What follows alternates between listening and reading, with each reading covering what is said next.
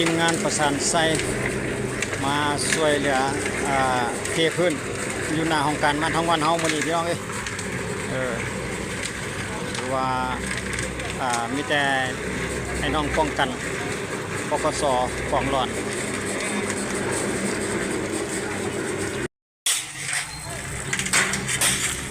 ทางนี้กับแผนกโยนส่วนหินเขาแบบเจ้าของว่องไวสำหรับทางด้านนี้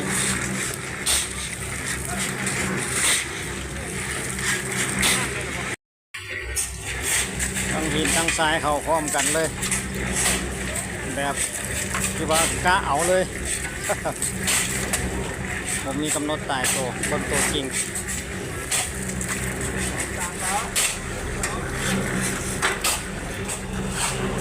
งานช่วยเหลือพี่น้องเลยออกแข่งงานช่วยเหลือโครงการบ้านทางงอน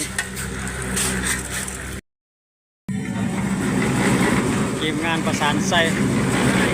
อับเมาก่อสร้าง